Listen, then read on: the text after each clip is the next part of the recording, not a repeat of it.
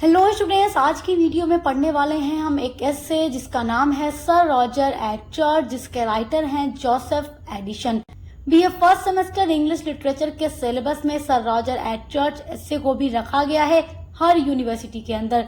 तो जो भी बच्चे बीए फर्स्ट सेमेस्टर में इंग्लिश लिटरेचर पढ़ते हैं मेजर या माइनर में, तो आज का ये वीडियो उनके लिए बहुत ही इम्पोर्टेंट होने वाला है, क्योंकि आज हम डिस्कस करने वाले हैं सर रॉजर एट चर्च की पूरी समरी बहुत ही अच्छे तरीके से। एस्से को शुरू करने से पहले कुछ इसके इम्पोर्टेंट चीजों को जान लेते हैं, जैसे कि इसके राइटर हैं सर जोसेफ एडिसन, जिनका बॉर्न हुआ था 1 मई 1672 को और उनकी डेथ हुई थी 17 मई 1719 में। वो English essayist, poet, playwright and politician थे और उनका ये जो एस्से है सर रॉजर एट चर्च, ये 1711 में द स्पेक्टेटर में पब्लिश्ड कराया गया था। तो चलिए अब इसकी समरी पढ़ना शुरू करते हैं। तो देखिए, ये जो एस्से है, इस एस्से में राइटर जोसेफ एडिसन हमें संडे की इम्पोर्टेंस को बताने की कोशिश करते हैं। और जोसेफ एडिसन ये भी बताते हैं कि सर रॉजर नाम के एक आदमी है एक गाँव में, जिनको संडे बहुत ही ज्यादा पसंद रहता है।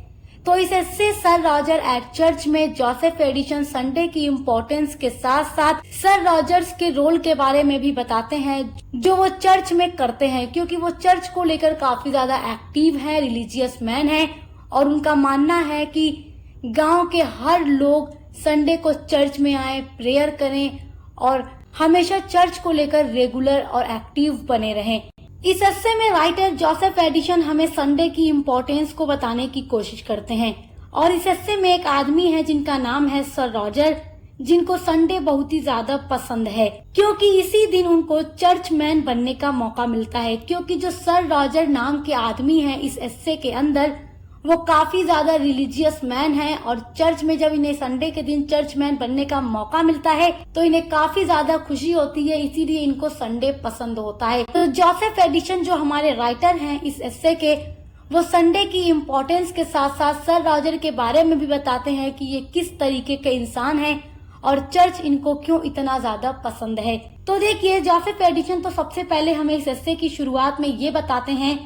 कि संडे का दिन ही एक ऐसा दिन होता है कि पूरे वीक में इंसान 6 दिन काम करके बहुत ज्यादा जब थक जाता है तो फिर जाकर संडे आता है और संडे को हर कोई रिलैक्स फील करता है, आराम फील करता है, नहा धुलकर नए नए साफ सुथरे कपड़े पहनता है और चर्च में जाकर गॉड की प्रेयर करता है और अपने आसपास के लोगों से, अपने रिश्तेदारों से मिलता है और अपने आसपास के गाँव के लोगों से भी मिलता है और अलग अलग टॉपिक पर वो बात भी करता है। क्योंकि देखो, जो पूरा वीक होता है ना, 7 डेज जो इसमें होते हैं, तो 6 दिन आदमी केवल काम ही करता है और काम करते करते इंसान इतना थक जाता है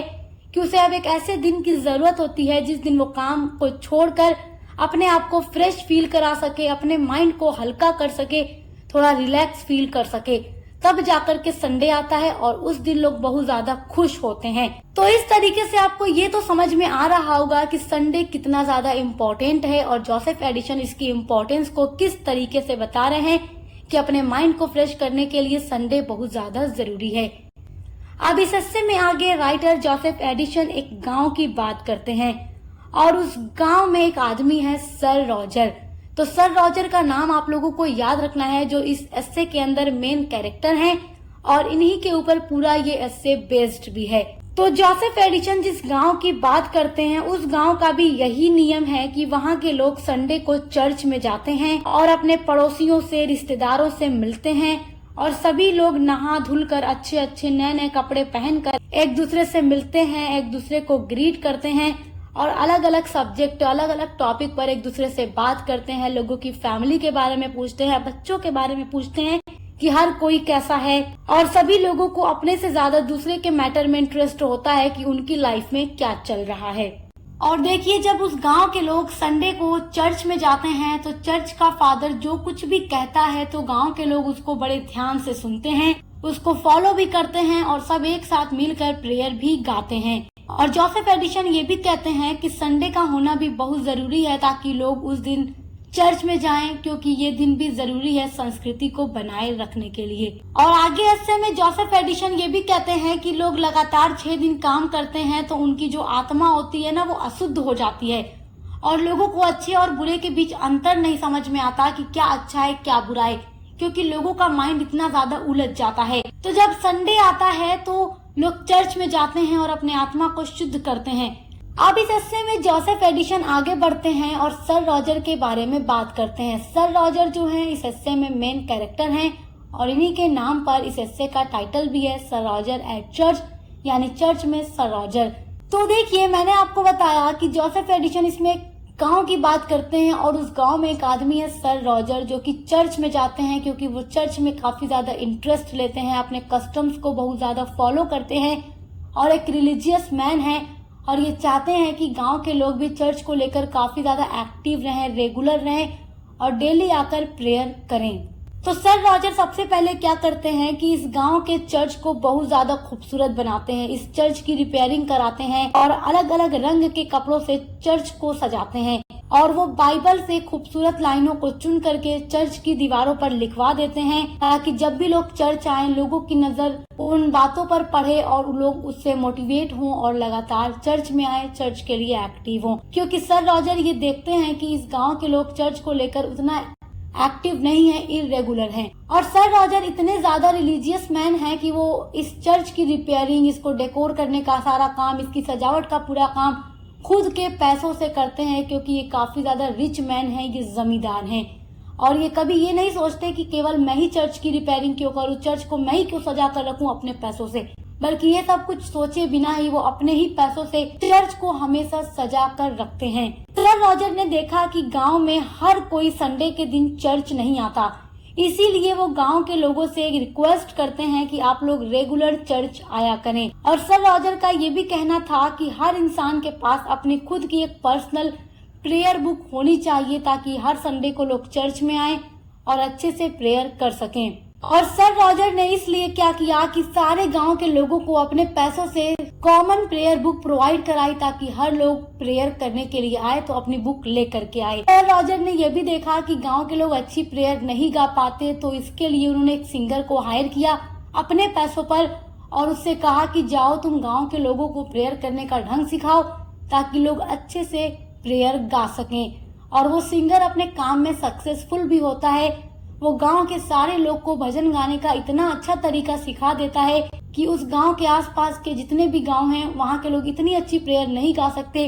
जितनी अच्छी प्रेयर सर रॉजर के गांव के लोग गाने लगे थे। सर रॉजर इस बात का भी पूरा ध्यान रखते थे कि सभी लोग चर्च के नियमों का अच्छे से पालन करें, कोई भी चर्च के नियमों को न तोड़े। और सर रॉजर ये भी देखते थे कि प्रेयर के टाइम किसी को भी नींद नहीं आना चाहिए, कोई सोना नहीं चाहिए। हाँ, ये अलग बात है कि प्रेयर के टाइम कभी कभी वो खुद सो जाया करते थे, और लेकिन जब तक वो जागते रहते थे तो सबको यही देखते कि कहीं कोई सो तो नहीं रहा है। और अगर प्रेयर के टाइम कोई भी सर रॉजर को सोता हुआ नजर आता तो खुद जाकर वो उस आदमी को उठाते थे या अपने सर्वेंट को भेजकर कहते थे कि जाओ उस आदमी को उठाओ, क्यों वो प्रेयर के टाइम सो रहा है,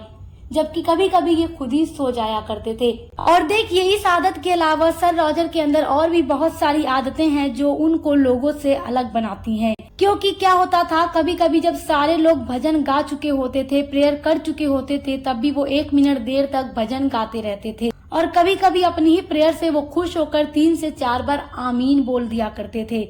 और कभी कभी जब सभी लोग घुटने टेक कर भगवान के सामने प्रार्थना कर रहे होते थे तो सर रॉजर क्या करते थे, सामने खड़े हो जाते थे और लोगों को काउंट करने लगे थे कि आज प्रेयर में कितने लोग आए हैं। कहीं ऐसा तो नहीं है कि आज किसी ने छुट्टी कर ली, किसी ने नागा तो नहीं किया। और जब वो देखते थे कि आज कम लोग आए हैं तो वो उस इंसान से अगले दिन कहते थे कि तुम कल क्यों नहीं आए थे। तो ये सारी आदतें जो हैं बताती हैं कि सर रॉजर चर्च को लेकर कितना ज्यादा एक्टिव और कितने ज्यादा रिलीजियस मैन हैं। एक दिन क्या होता है कि सर रॉजर ने एक आदमी से कहा जिसका नाम था जहां मैथ्यू। उस आदमी से उन्होंने कहा कि तुम प्रेयर करते टाइम लोगों को डिस्टर्ब मत किया करो, तुम बहुत ज्यादा लोगों को डिस्टर्ब करते रहते हो, जिससे कि प्रेयर करने में लोगों का दिमाग भटकने लगता है। तो सर रॉजर की ये सारी जब हम आदतों को देखते हैं तो हम ये समझ सकते हैं कि उनका बिहेवियर बहुत अलग था और बहुत ही अच्छे और रिलीजियस इंसान थे। लेकिन इनकी कुछ अजीब हरकतें भी थी, लेकिन गांव के लोग उनकी इन अजीब हरकतों को इग्नोर कर दिया करते थे, क्योंकि ये सबको अपनी कॉमन प्रेयर बुक देते हैं, लोगों को बैठने के लिए, प्रेयर करने के लिए पर्सनल चेयर प्रोवाइड करते हैं और चर्च का सारा खर्चा ये खुद ही उठाया करते थे, तो उस गांव के लोग इनकी कुछ अजीब हरकतों को इग्नोर भी कर दिया करते थे, क्योंकि ये सारा काम अपनी पर्सनल मनी से चर्च के लिए कराया करते थे। यही सारी वजह थी कि उस गांव के लोग सर रॉजर की बहुत ज्यादा इज्जत करते थे। और इसी वजह से क्या होता था कि जब सभी लोग प्रेयर कर चुके होते थे तब भी अपनी जगह से उठने की कोशिश नहीं करते थे, जब तक सर रॉजर उन्हें उठने की परमिशन नहीं दे देते थे। और कभी कभी सर रॉजर अपनी सीट से उठ करके लोगों के पास आते और उनके फैमिली, माँ बच्चों की बातें करते, हालचाल पूछते, और अगर कोई चर्च में नहीं आया होता था उस दिन तो ये भी पूछते कि आज क्या वजह है कि वो नहीं आया या वो नहीं आई। तो इन सब बातों से साफ जाहिर होता है कि चर्च को लेकर वो कितना ज्यादा सेंसिटिव थे और कितने ज्यादा एक्टिव थे। और सर रॉजर हर साल चर्च में काम करने वाले लोगों की सैलरी भी बढ़ाया करते थे। और सैलरी बढ़ाने का रीजन ये था कि गांव के नौजवान लड़के जो हैं इस सर्विस में एक्टिव रहें और अपना काम अच्छे से कर सकें। देखिए, सर रॉजर के ये सारे काम इतने अच्छे थे कि उस गांव के लोग सर रॉजर से बहुत खुश रहते थे और उनकी सारी बात भी मानते थे और रेगुलर चर्च भी जाने लगे थे प्रेयर करने के लिए। लेकिन उस गांव के आसपास के जो गांव थे वहां के हालात इतने अच्छे नहीं थे।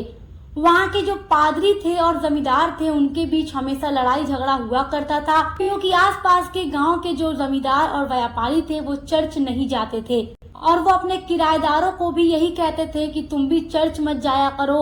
और चर्च को कोई दान भी मत दिया करो। और आसपास के गांव के जमींदार और पादरी अपने मुद्दे को सुलझाने के लिए भी तैयार नहीं थे। जोसेफ एडिसन का यही कहना है कि अगर इस तरीके से गांव के लोग आपस में लड़ते झगड़ते रहेंगे तो इस तरीके से उस गांव के लोग नास्तिक बनते जाएंगे। और देखिए, जोसेफ एडिसन का यही कहना है कि अगर किसी गांव के जमींदार और बड़े लोग चर्च में नहीं जाएंगे, चर्च को दान नहीं देंगे, तो वहाँ के आम लोगों पर भी इसका प्रभाव पड़ेगा, इम्पैक्ट पड़ेगा। और जो वहाँ के आम लोग, गरीब लोग होंगे, मिडिल क्लास लोग होंगे, वो यही सोचेंगे कि जब अमीर लोग चर्च नहीं जाते तो हम भी चर्च नहीं जाएंगे, क्योंकि जो आम लोग होते हैं हमेशा बड़े लोगों को ही फॉलो करते हैं और जो बड़े लोग करते हैं वो काम ही आम लोग करते हैं। तो इस तरीके से पूरा गाँव नास्तिक बन जाता है, खराब बन जाता है। जबकि आप सर रॉजर के गांव को देख सकते हैं, वो जमींदार थे, पैसे वाले थे, तो अपने चर्च को वो इतना ज्यादा बना सजा कर रखते थे और अपने पैसों से हर काम करते थे ताकि उनके गांव के लोग चर्च के लिए रेगुलर हो सकें और वो अपने इस काम में सक्सेसफुल भी हो जाते हैं। और जोसेफ एडिसन कहते हैं कि सभ्यता और संस्कृति को बनाए रखने के लिए सारी चीजें बहुत जरूरी है जो सर रॉजर करते हैं। तो बस इसी तरीके से ये इससे खत्म हो जाता है। आई होप कि आप इसकी समरी बहुत अच्छे से समझ गए होंगे। इसके लिए जितने भी इम्पोर्टेंट क्वेश्चन आंसर हैं उनकी वीडियोस चैनल पे हमारे अपलोड है, तो आप विजिट करके देख लीजिएगा। हम एकदम सीक्वेंस में आपकी सारी क्लासेस कंप्लीट करा रहे हैं, मॉडल पेपर की वीडियोस प्रोवाइड कर रहे हैं, ऑब्जेक्टिव एंड सब्जेक्टिव दोनों बच्चों के लिए। तो अब मिलते हैं अगली वीडियो के साथ।